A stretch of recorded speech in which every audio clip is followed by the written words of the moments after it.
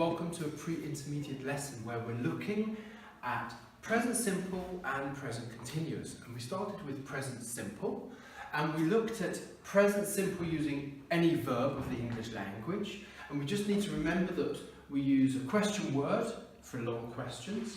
What, where, when, why, who, all those sort of things.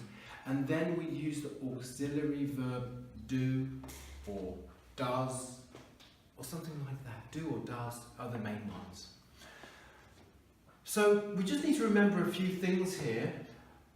When you use the auxiliary verb do, the main verb is always infinitive, even if we're asking a question about he. So where does he live? It's the auxiliary verb that changes, the main verb stays infinitive. Of course, that's different when we use the positive sentence because there's no auxiliary verb. So I live, I, you, we, they live, he, she, it lives. So, but as soon as you add the auxiliary verb in, that's when it has to change. Okay? So it changes for questions and it changes for negatives, which we haven't looked at here. He lives in Chorleywood. What's the negative? Negative sentence. He lives in Chorleywood is the positive. What's the negative? He doesn't live in Chorleywood. Thank you. So that's present simple using all verbs. Over here is the short questions for present simple using all verbs. And the only difference is we take the question word away. Where do you live? I live in Chorleywood. Oh, do you live in a big house? Yes, I do. No, I don't. Does he live in a big house? Yes, he does. No, she doesn't. Whatever. So basically all we've done is take away the question word to make a yes-no question. Now the tricky thing about present simple is that it also has this basic form using the verb to be, and this is where things get confusing. Although it's so simple, it can be really confusing. Where are you from? I am from Lithuania. I'm not from Lithuania. If we look at this, we can see we've got a question word, but the verb to be is the main verb. And it's different. When you see this, you see question word, auxiliary verb, subject, main verb. That's the standard way we ask questions. But here, suddenly it's all changed. We have a question word, then we have the main verb and the subject. So it's different. If you look at the short question, it's exactly the same, just without the question word. In a way, this is easier because I am from Lithuania, I am not from Lithuania. She is from Lithuania, she is not from Lithuania. It's sort of an easier type of language. Then we moved on to the continuous tense. And we can see that we use the same sort of format for most tenses of the English language. Question word, auxiliary verb, subject, main verb. The difference here in the continuous is that the auxiliary verb is to be and the main verb is an ing. So we say this is auxiliary, so this is present, this is the ing, so this is continuous.